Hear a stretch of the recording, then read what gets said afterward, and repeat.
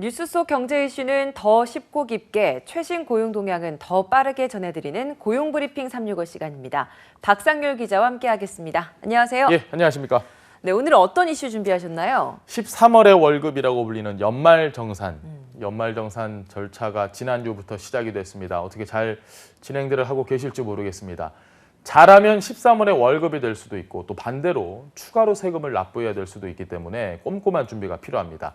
올해부터는 서류 제출 절차가 좀 간편해지면서 달라진 점들이 제법 있습니다. 오늘 핫 키워드에서 꼼꼼하게 챙겨드리겠습니다.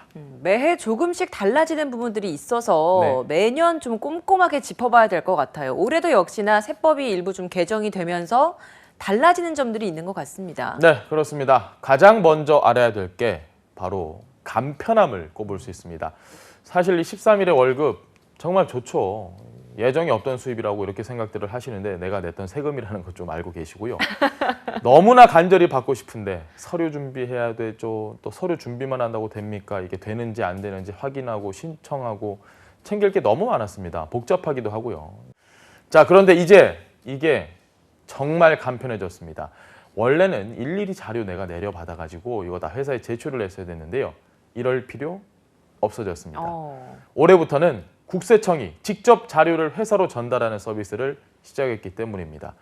하지만 신청 기간이 아쉽게도 지났습니다. 벌써 발빠르게 지난주에 신청하신 분들 꽤 많으실 겁니다. 혹시라도 놓치셨다. 아, 나 왜 그런 거 몰랐지 이렇게 생각하신다면 예전과 같은 방식으로 진행을 하셔도 상관은 없습니다. 올해 연말정산에서 신용카드 소득공제 이 부분도 지난해와 좀 달라지더라고요. 앞으로 지금 놓친 분들이 계시다면 지금부터 말씀해 주시는 그런 내용들은 놓치지 말고 잘 챙기시면 될 것 같아요. 네, 그렇습니다. 첫 번째로 제가 간편함이라는 게 좀 달라졌다라고 꼽았고요. 두 번째, 방금 말씀해 주셨던 가장 눈여겨볼 것이 바로 이 신용카드 사용액 증가분에 대한 추가 소득 공제입니다. 지난해 카드 사용액이 전년보다 5% 넘게 늘었다면 그 증가액의 10%를 추가로 공제를 받을 수 있습니다. 이 한도 역시도 100만 원 늘어나는데요. 어렵죠, 좀. 자, 예를 한번 들어보겠습니다. 연봉 7천만 원인 직장인이 신용카드로 2020년에 2천만 원을 그리고 지난해에는 3,500만 원을 썼다면 어떨까?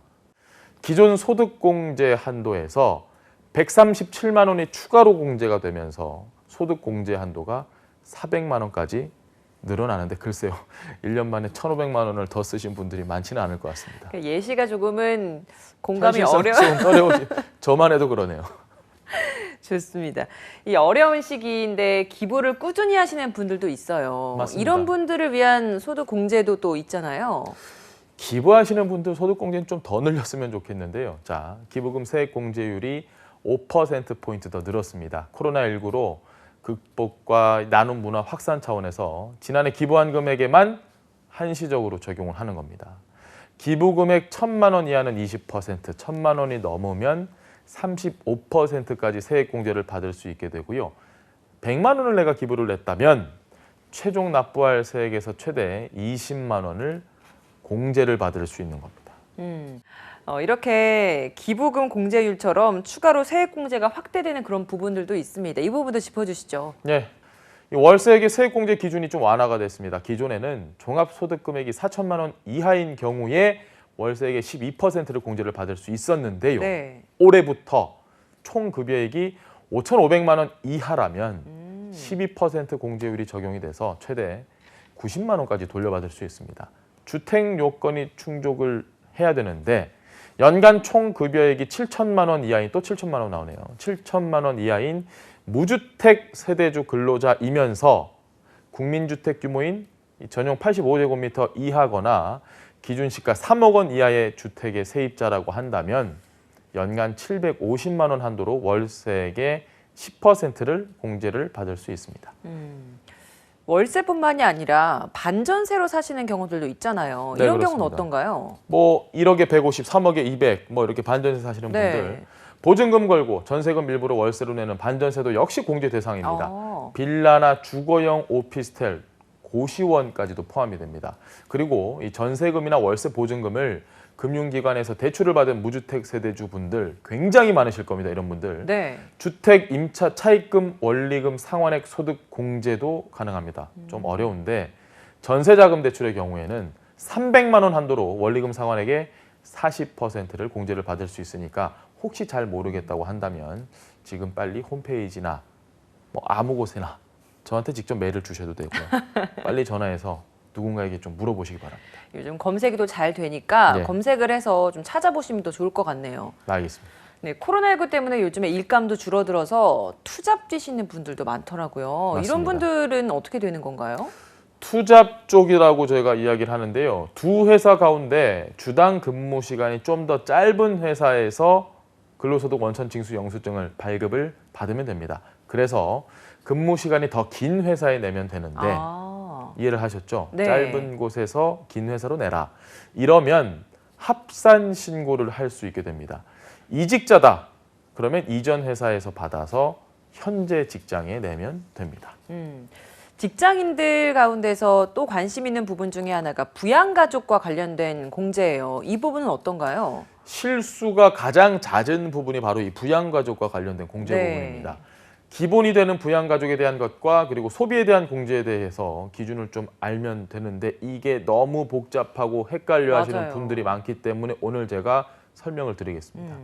인적 공제 중에 기본 공제는 1인당 150만 원씩 공제를 하는 건데 네. 부양하는 가족이 많다. 그러면 생활비 많이 들죠. 또 자녀가 많다. 또 부모님 모신다. 비용 많이 들어갑니다. 그런데 기준이 없다면 사돈에, 팔촌에 전부 다 들어와서 부양가족 수를 늘려가지고 이걸 악용을 할 수가 있습니다. 네네. 그렇기 때문에 세법은 진짜 부양하느냐를 기준으로 정해서 확실하게 이걸 정해서 두고 있습니다. 나이와 소득 요 두 가지를 기준으로 잡고 있는데요.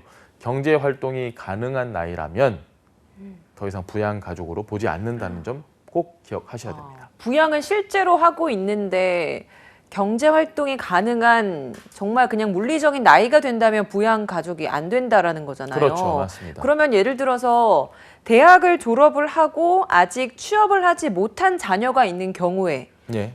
포함이 안 되는 거네요. 경제 활동을 안 하고 있으니까 포함을 안 한다라고 생각을 할 수도 있는데 네. 자녀 공제 기준은 20세 이하이어야 합니다.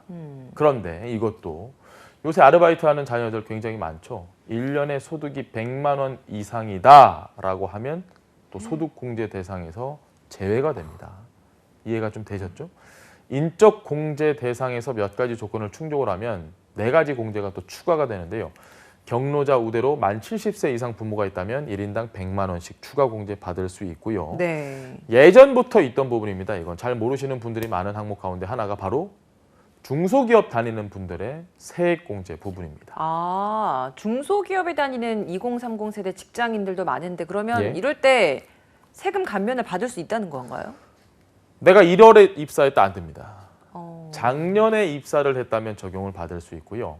만 15세에서 35세 이하의 청년이어야 합니다. 아쉽게도 저는 그러지 못합니다. 중소기업인데. 자, 이 경우에 중소기업 입사자로 총 세액에 대해서 최대 90%까지 세액 감면을 적용을 받고 한도는 150만 원을 면제받습니다. 다만 2016년에서 2017년도 입사자는 70%로 감면폭이 상대적으로 좀 적은 편이고요. 2018년 이후에 입사자다 이러면 90%까지 모두 5년 동안 감면을 받게 됩니다.